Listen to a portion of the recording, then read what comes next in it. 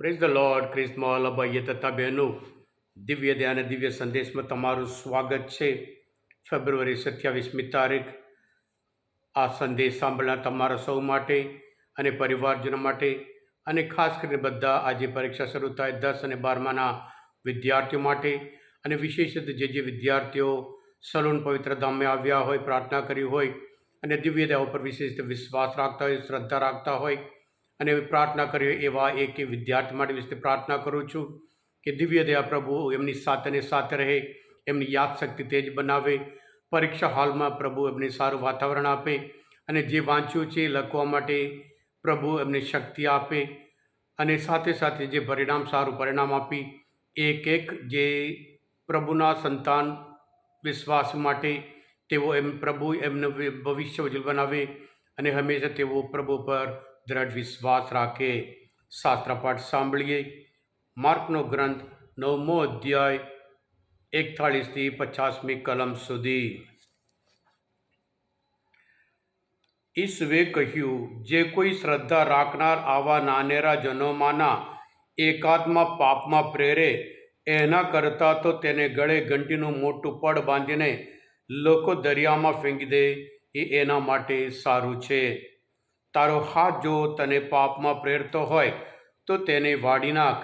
બે હાથ રાખીને નરકમાં કદી બુઝાય નહીં એવા અગ્નિમાં પડવું એના કરતાં એક હાથ વગર જીવનમાં પ્રવેશ કરવો એ તારા માટે સારું છે.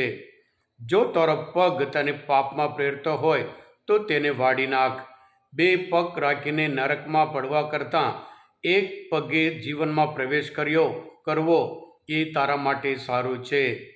અને જો તારી આંખ તને પાપમાં પ્રેરતી હોય તો તેને કાઢી નાખ, કારણ બે આંખ સાથે જ્યાં ખાઈ જનારા કીડા કદી મરતા નથી અને અગ્નિ કદી બુઝાતો નથી એવા નરકમાં પડવા કરતાં એક આંગે ઈશ્વરના રાજ્યમાં પ્રવેશ કરવો એ તારા માટે સારું છે. દરેક માણસને અગ્નિથી સલૂણો બનાવવામાં આવશે. લૂણ એ સારી વસ્તુ છે, પણ લૂણ જ અલૂણું થઈ જાય તો તેને સલૂણું સાથી બનાવશો. તમારા પોતામાં લૂણ રાખો અને એકબીજા સાથે સલાહપંથી રહો. આ પ્રભુની વાણી છે, તે આપણો આધાર છે. ખ્રિસ્તમાં ભાઈ હતા બહેનો, આપણે દરેક ખ્રિસ્તી એને સ્વર્ગમાં જવાનું એક લક્ષ્ય છે, ગોલ છે, એમ્બિશન છે, મહત્વકાંક્ષા છે. જો આપણી ગોલ ક્લિયર હોય, લક્ષ્ય ક્લિયર હોય અને પછી આપણે ત્યાં પહોંચવા માટે શું છે, જે જરૂરિયાત છે એ અપનાવવાનું છે. એટલે આજના શુભ સંદેશ એ અદ્ભુત સંદેશ આપણને આપે છે. અને જે વસ્તુ ત્યાં પહોંચવા માટે અડચણરૂપ થાય, આડખીલી રૂપ થાય, ઓબ્સ્ટેકલ થાય એ દૂર કરવાનું છે, જેથી કરી આપણા લક્ષ્ય આપણે પ્રાપ્ત કરીએ. એમાં પ્રભુ ઈસુ આજના શુભ સંદેશ દ્વારા જે હાથ હોય, પગ હોય, આંખ હોય, અડચણરૂપ થાય એ વાળી નાખ. એટલે પ્રભુ ઈસુ એક હાથ કે એ બધું વાળી નાખ કહેતા નહીં, પણ એ બધાનું મૂળ વિચાર છે, મન છે. વિચાર જે બોલે અને ત્યાર પછી અંગ એ પ્રમાણે એક્ટ કરે છે. એટલે આપણે સુધારવાનું અહીંયા છે.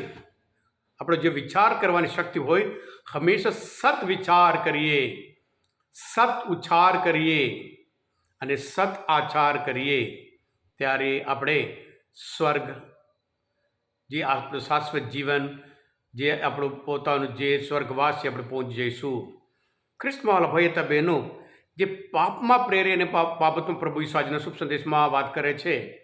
એક વખત એક ટ્રેનમાં બે કુટુંબ મુસાફરી કરતા હતા. એક જ કમ્પાર્ટમેન્ટમાં એક ભાગમાં એક બહેન બે બાળકો સાથે એટલી બધી મસ્તી, અને બીજી બાજુ એ જ કમ્પાર્ટમેન્ટમાં એક મા બાપ અને એમની બે દીકરીઓ અને શાંતિથી વાંચતા હતા. એટલે આ મા જઈને કહે છે, જો મારા છોકરાઓ કેટલું બધું એ કરે છે, મસ્તી કરે છે, આખા કમ્પાર્ટમેન્ટ પણ એ કરે છે, પણ તમારા બાળકો કેવી રીતે સરસ રીતે શાંતિથી વાંચતા હોય છે. ત્યારે એ મા બાપે કહ્યું, આપણા બાળકો આપણે કહીએ એ માનવા નહીં, આપણે જે કરીએ એ જ એ લોકો જોવાના, એ પ્રમાણે માનવાના, એ પ્રમાણે કરવાના. અમે ટ્રેનમાં બેસીએ, એના પપ્પા એક ચોપડી, હું એક ચોપડી લઈને બેસીને વાંચીએ, ઓટોમેટિક બાળકો પણ જે આપણે જોઈએ કરીએ છીએ બાળકો પણ અપનાવે છે. હા કૃષ્ણવાલા ભાઈ હતા બહેનો, થોડા સમય પહેલાં વોટ્સઅપમાં એક ફરતું હતું. મમ્મી પપ્પા બાળકના હાથમાં એક મોબાઈલ બાળકના હાથમાં આપી દે, મમ્મી પપ્પા બંને એક ચોપડી લઈને વાંચે છે. બાળક થોડા સમય સુધી મોબાઈલ આમ કરે છે, પછી પપ્પા તરફ જોઈએ છે, પપ્પા તો વાંચવામાં એકદમ બેસી, મમ્મી તરફ જોઈએ, મમ્મી પણ વાંચવામાં આવે છે. પછી એને લાગે છે મારે પણ મમ્મી પપ્પા જે કરે એ મારે કરવું કરીને મોબાઈલ મૂકી દઈને અને એ ચોપડી લઈને વાંચે છે. કૃષ્ણવાલા ભાઈ તબેનો મોબાઈલ આપણે બધા જાણીએ છીએ પાપ માટે એક મોટું કારણ કહી શકે. આપણને પાપમાં પ્રેરે તો પછી આનો આપણે ઉપયોગ એ પ્રમાણે કરવાનો છે. આજનો શુભ સંદેશ આપણને જણાવે છે. કૃષ્ણવાલા ભાઈ તબેનો દર્શના ગ્રંથમાં 21મો અધ્યાયમાં 27મી કલમમાં કહે છે, કોઈ પણ અપવિત્ર વસ્તુ અથવા ઘૃણાવશ અસત્ય આચરનાર કોઈ પણ માણસ એમાં પ્રવેશ પામશે નહીં. એટલે જીવનમાં પ્રવેશ પામવાનું હોય તો પ્રભુ જ માર્ગ છે અને પ્રભુ જ સત્ય છે.